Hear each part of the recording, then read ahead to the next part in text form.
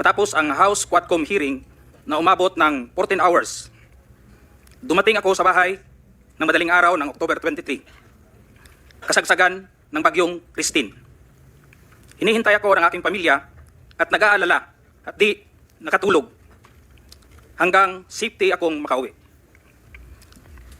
Dala-dala ko ang masamang karanasan at hinanakit sa pangyayari, pero di ko agad nasabi sa aking asawa. Hanggang lumipas ang ilang araw, napansin niyang matamlay at di ako mapakali. Di ko matiis na di ko sabihin sa kanya, kahit alam kong apektado siya at may nervyos pag ang pag-usapan ay tungkol sa trabaho ko. With great courage, I confided everything to her. Kahit ito ay malaking problema, and it will affect us, and it will change on our normal and simple life. My career for almost 30 years of service, our personal and family safety and security, and maybe I will be condemned or be ostracized. My wife hugged me and started to cry and asked me why. I told her patagal na tayong nagsusumikap and we have to be strong and survive together. Mauna ni ang panahon nga magpakabanata means makialam. Lisod maging witness rata o maging innocent bystander. Maangol gyapon ta o maging casualty tayo. Gipasabot na ko sa iya. I have to explain to her. Kailangan naay mo barog sa kamatuoran. There must be someone to rise up to the occasion. I told her that I have the moral obligation and a call of duty to uphold as police officer. In the eyes of God and in the soul of man, I have to say this, even God was betrayed 3 times.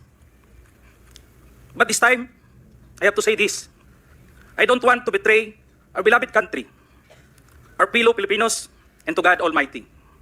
I don't want to discredit the men and women of the Philippine National Police, the institution where I belong. I don't want to destroy my beloved alma mater, the Philippine National Police Academy, who molded me with moral values to speak for the truth that I owe, and it's time to give it back, the honor and respect. Your Honor, allow me to read my affidavit. Good. Sige.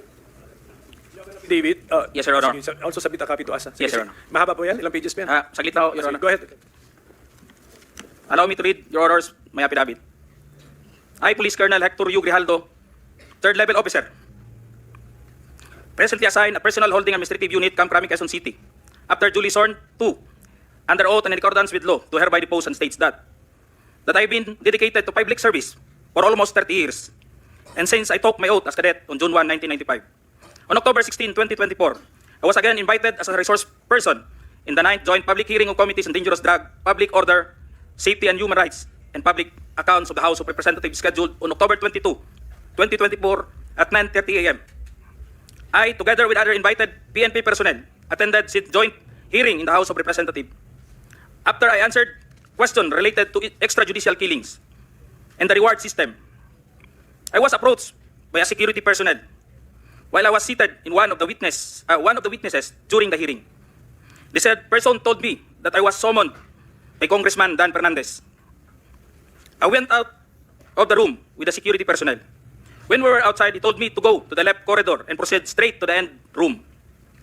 While walking, I saw other witnesses who were standing in the corridor, including my classmate, Major Portalesa and Captain Anova, who was wearing a PNP uniform, and the latter acknowledged me by saluting.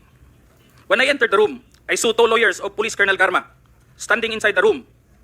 One of the lawyers approached me and then asked me what we are going to talk about.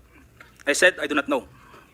After a while, Kong Dan Fernandez entered the room and he asked me to sit beside him on his right side. And then, Kong Abante entered the room, sat far end of the chair on the right. One of the lawyers of Police Karma stood near at my back. Kong Dan Fernandez put the paper he was holding on the table and told me, ito ang sasabihin mong statement na ito. While pointing on the paragraph on the paper, ito ang supplemental affidavit ni Colonel Garma. Sabihin mo, alam mo ang reward system. I-confirm mo lang. Kong Dan told me to read the said affidavit. However, I asked the copy of affidavit he was showing to me to read it. He did not give it to me. The lawyer of Police Colonel Garma said, ikaw lang ang pwedeng magsabi niyan, sabi ni Colonel Garma. I was puzzled and I asked myself, why me? I respectfully told him that I cannot confirm. They are saying as I have not read the affidavit. We went silent for a while. And then Kong Dan Fernandez said, while holding the affidavit, saan ka pwede?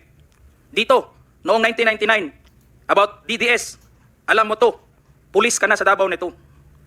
I politely told him that I was not still with the PNP because I was working with the Bureau of Jail Management and Penology in 1999 that time. After some time, Kong Abante asked me how many years do still I have with the PNP. I answered, I still have 4 years before my retirement. Then he made a remark, pwede ka pang maging general. I humbly responded to him, masaya na ako sa ranggo ko, sir. Pagkatapos nito, sir, uuwi na lang ako. At magtatanim na lang ako ng kamote sa amin. The cordial conversation between us continued. And I felt that they wanted me to convince me to do what they wanted me to do. Then Kong Abante asked me where I serve as a chief of police. To which I answered, Mandaluyong City Police Station, sir.